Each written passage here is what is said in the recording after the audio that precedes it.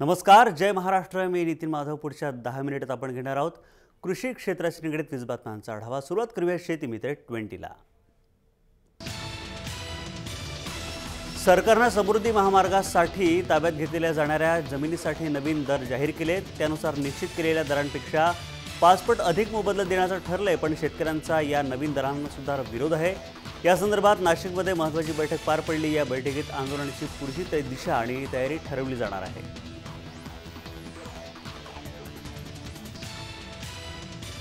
नागपुरात समृद्ध शेतकरी योजनेअंतर्गत महाबीजकडून सोयाबीनच्या बियाणांचं वाटप करण्यात आलं होतं. ते बियाणं बोगस असल्याचा आरोप शेतकऱ्यांनी केला होता. या घटनेनंतर नागपुरातील महाबीज बोगस बियाणं वाटपाची होणार चौकशी केली जाणार आहे. त्यामुळे कृषी संचालकांनी तसे आदेश सुद्धा दिलेले आहेत.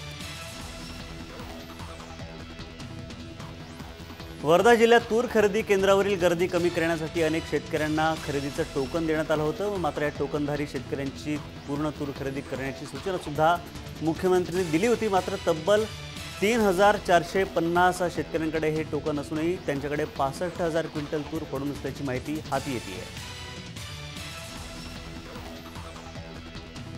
केंद्रानं मुदतवाढ बाजार हस्तक्षेप योजनेची मुदत 10 जून रोजी संपुष्टात आणली. त्यानंतर अद्यापही मुदतवाढ देण्यात आली नाही आहे. त्यामुळे टोकनधारी 18,645 शेतकऱ्यांची 4,16,000 क्विंटल तूर घरी पडून होती. मात्र शासनाद्वारे ही तूर खरेदी करणार असल्याची घोषणा मुख्यमंत्र्यांनी केली आणि त्यामुळे शेतकऱ्यांना दिलासा मिळालेला आहे. सध्या कृषी विभागामार्फत शेतकऱ्यांसाठी विविध उपक्रम राबवले जात आहेत. यात भात प्रकल्पाचा समावेश सुद्धा करण्यात आला आहे. उन्नत शेती समृद्ध शेतकरी या 2017-18 कार्यक्रमांतर्गत राष्ट्रीय अन्न सुरक्षा अभियान भात प्रकल्प सालेकसा तालुक्यातील कारुटोला या ठिकाणी सुरू करण्यात आलेला आहे. सोनगीर गावाला पाणी पुरवठा करणारा जामफळ धरण पूर्णतः कोरडं ठाक पडल्यानं ऐन पावसाळ्यात सोनगीर गावामध्ये पाण्याची तीव्र टंचाई निर्माण झाली आहे. या गावाला पाणी पुरवठा करणाऱ्या विहिरींमध्ये जेमतेम पाणीसाठा असल्यानं 11 दिवसाआड पाणी सोडण्यात येत आहे. त्यामुळे ग्रामस्थांना भर पावसाळ्यामध्ये सुद्धा पाण्यासाठी भटकंती करावी लागते. कर्जमाफीची खोटी आकडेवारी दाखवून राज्य शासन शेतकऱ्यांची फसवणूक करत आहे. कर्जमाफीचा फारसा फायदा शेतकऱ्यांना मिळणार नसून शासनानं शेतकऱ्यांची सरसकट कर्जमाफी करून सातबारा कोरा करावा अशी मागणी शेतकरी बचाव कृती समितीचे संस्थापक प्रभाकर बांगर यांनी केली आहे. शेतकरी कर्जमाफीची घोषणा केल्यानंतर मुख्यमंत्री फडणवीस यांनी 2 दिवसांपूर्वी राज्यातील कर्जमाफी लाभधारकांची जिल्हानिहाय यादी जाहीर केली. यात पालघर जिल्ह्यातील केवळ 918 शेतकऱ्यांना कर्जमाफीचा लाभ मिळणार असल्याचं दर्शवलं जात आहे. परिणामी शेतकऱ्यांमध्ये आणि अधिकाऱ्यांमध्ये संभ्रम आणि संतापाची लाट उसळलेली आहे. नांदेड जिल्ह्यात गेल्या 8 दिवसांपासून पावसानं दडी मारली. त्यामुळे केवळ 18% पाऊस झाल्यानं बळीराजाच्या चिंतेत वाढ झाली आहे. तर दुसरीकडे 65%हून अधिक पेरण्या पूर्ण झाल्या असून यात सोयाबीन आणि कापसाचं प्रमाण वाढलं आहे. पावसाअभावी पिकं माना टाकून देत असल्यानं बळीराजासह या ठिकाणी बळीराजावर दुपार पेरणीचं संकट ओढवलेलं आहे. खामखेडा तालुक्यात सुरुवातीची दोन्ही नक्षत्र कोरडी गेली. त्यामुळे शेतकऱ्यांनी अल्पशा पावसावर पेरणी केली. परंतु पुन्हा पावसानं ओढ दिल्यानं अनेकांमध्ये शेतकऱ्यांमध्ये चिंतेचं वातावरण निर्माण झालं असून दुबार पेरणीचं संकट उभं ठाकलेलं आहे.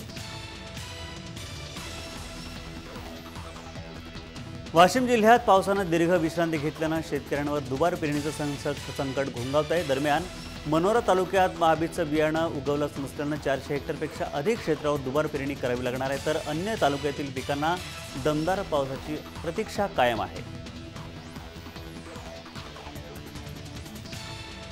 पावसानं दडी मारल्यानं मालेगाव तालुक्यातील पिकं आता सुकू लागली आहेत. खरीपाच्या 95% पेरण्या पूर्ण झाल्या आहेत. पाऊस आणखी लांबला तर दुबार पेरणी करावी लागणार आहे. तालुक्यात यंदा 62,000 हेक्टरवर खरीपाची पेरणी झाली. त्यात सोयाबीन 47,000 हेक्टर, ज्वारी 343 हेक्टर तर मका 56 हेक्टरवर लावला गेला आहे. कर्जमाफीच्या निर्णयानंतरही वाशिममध्ये पीक कर्ज पुनर्गठन केलेल्या थकबाकीदार शेतकऱ्यांना कर्जमाफीच्या कक्षेत घेतलं गेलं नाही.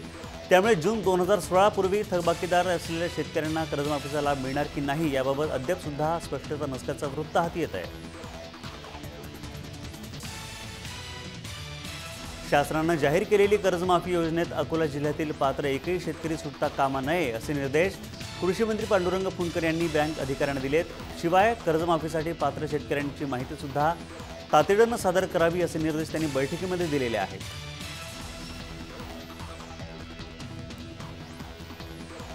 कोल्हापूर शेती उत्पन्न बाजार समितीला गुळासाठी 3 वर्षांपूर्वी GI मानांकन मिळालं होतं, पण त्याचा वापर केवळ समितीच्या लेटर हेडवरच वापरण्यापलीकडे झालाच नाही। मानांकनातील अटी गुळ उत्पादक पूर्ण करीत नसल्यानं त्यांचा वापर होत नसल्याचं समिती प्रशासनानं सांगताय।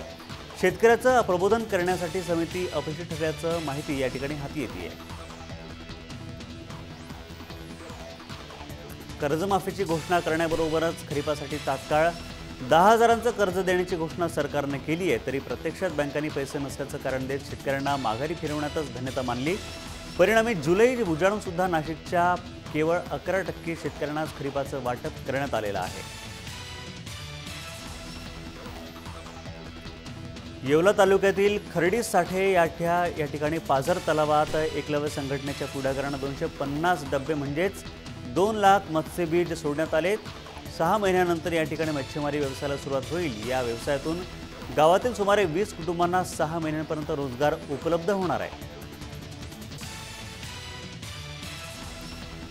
गेल्या 5 वर्षांपासून भद्रावती तालुक्यातील चंदनखेडा विभागात रोहियो अंतर्गत कामं केली जात आहेत, मात्र या कामाची मजुरी नियमाप्रमाणे निर्धारित वेळेनुसार मजुरांच्या खात्यावर जमा झालीच नाही आहे। त्यामुळे यंत्रणेतील कर्मचाऱ्यांकडून दिरंगाई होतीये। मजुरी अद्याप मजुरांच्या खात्यावर जमा झाली नसल्याने मजुरात रोष पसरलेला आहे।